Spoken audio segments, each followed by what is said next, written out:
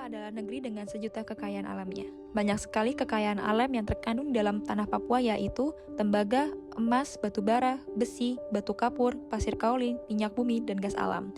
Namun yang menjadi salah satu pusat keunggulan ekonomi di Indonesia ialah tambang emas di Papua. Di sini kami akan menjelaskan sektor pertambangan emas yang dikuasai oleh Freeport. Sektor pertambangan menjadi sektor andalan bagi Indonesia, karena Indonesia merupakan negara dengan berbagai dan beragam kekayaan alam.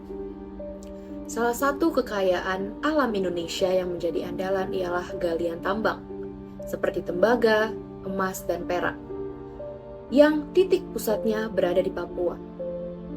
Papua merupakan daerah pertambangan emas terbesar di Indonesia.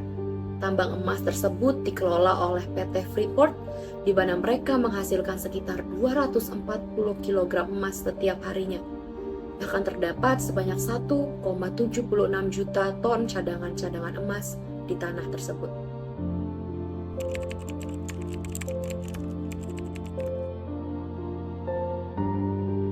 PT Freeport Indonesia adalah sebuah perusahaan Indonesia yang bergerak di bidang eksplorasi, pertambangan, pemrosesan, dan pemasaran konsentrat tembaga, emas, dan perak di dataran tinggi Tembagapura, Mimika, Papua Tengah. Sebelum 2018, Freeport merupakan perusahaan asal Amerika Serikat.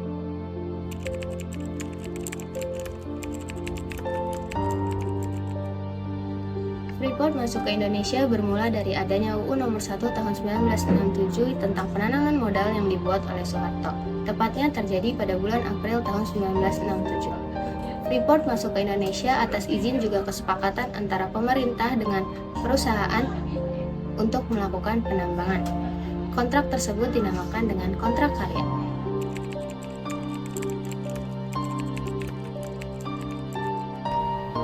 PT Freeport Indonesia adalah salah satu perusahaan tambang di kawasan mineral Grasberg, Papua, Indonesia, yang merupakan deposit tembaga dan emas terbesar di dunia. Selain itu, PT Freeport juga melakukan penambangan emas di kawasan Erzberg, Tembagapura. Tembagapura berjarak 10 km dari tambang emas Grasberg yang disebut kota eksklusif oleh rakyat. Karena tidak semua orang dapat memasuki distrik tersebut karena hanya para pekerja yang boleh memasuki kawasan tersebut. Dari kota Timika kita harus menaiki bus anti peluru yang untuk datang ke sini.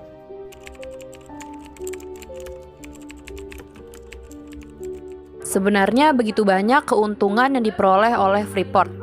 Dimulai dari bebas pajak selama 3 tahun, pemotongan pajak sebesar 35% untuk 7 tahun setelahnya, dan bebas pajak atau royalti selain 5% pajak penjualan. Namun sayangnya pihak Freeport malah memanfaatkan kebaikan yang diberikan oleh pemerintah Indonesia. Terkhususnya ketika PT Freeport menemukan atau melakukan eksplorasi di cadangan baru di pegunungan Grasberg. Pada saat itu juga Freeport mengupayakan untuk melakukan atau membuat kontrak baru dengan istilah kontrak karya 2. Selain tentang perluasan wilayah, kontrak karya 2 ini pun mengisyaratkan satu hal penting, yaitu adanya divestasi saham dari Freeport ke Indonesia. 10 tahun pertama, yaitu tepatnya hingga tahun 2001, Freeport sudah harus memberikan sahamnya ke pemerintah Indonesia sebesar 10%. Sedangkan di tahun 2011, Freeport sudah harus melakukan divestasi saham ke pemerintah Indonesia sebesar 51%.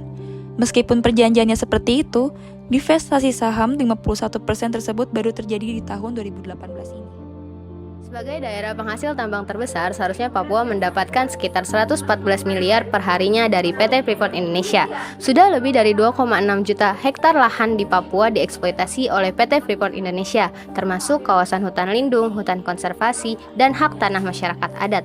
Jika dikalikan 30 hari, maka keuntungan yang didapatkan oleh Papua bisa mencapai angka 3 triliun per bulannya. Namun pada kenyataannya, pemanfaatan hasil tambang yang diberikan oleh PT Freeport Indonesia tidak mempengaruhi ekonomi Indonesia karena masih banyak warga Papua yang mengalami kesulitan ekonomi.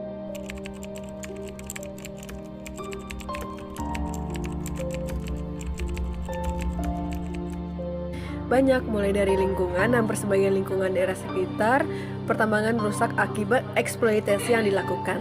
Limbah yang dihasilkan sangat banyak, terjadinya pengendapan sedimen, banyak air yang terkena kandungan limbah logam yang berbahaya.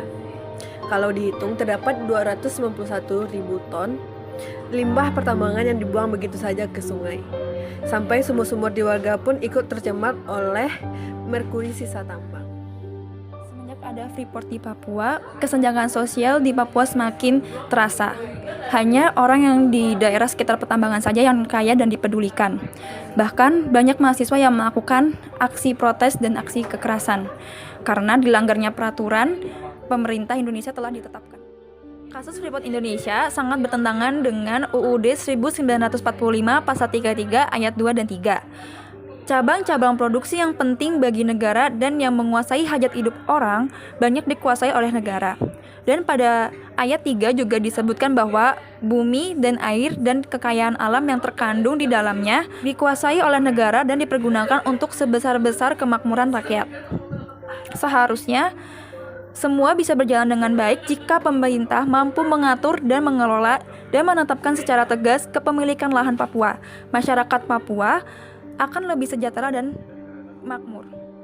Masyarakat Indonesia telah menentukan pilihannya, yang mana PT Freeport lah yang menjadi aktor antagonis di sini. Yang mana ia juga hanya memikirkan tentang pendapatan dan keuntungan bagi perusahaannya tanpa memperdulikan kesejahteraan lingkungan dan warga Papua.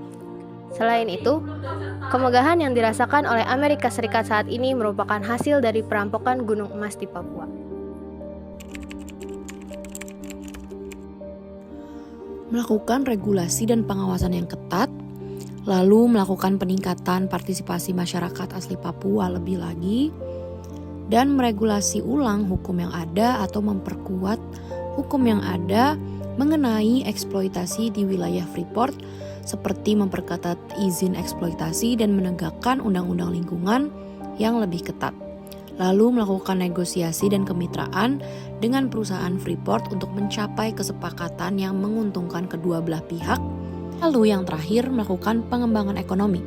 Pemerintah dapat mengarahkan upaya mereka untuk mengembangkan ekonomi lokal di wilayah Freeport. Hal ini melibatkan diversifikasi ekonomi, menciptakan peluang kerja alternatif, serta meningkatkan kesejahteraan masyarakat lokal melalui investasi pembangunan infrastruktur dan program pengentasan kemiskinan.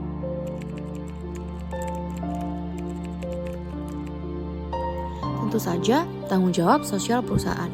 Freeport dapat meningkatkan program tanggung jawab sosial perusahaannya, termasuk pemberdayaan masyarakat lokal, pendidikan, dan perlindungan lingkungan.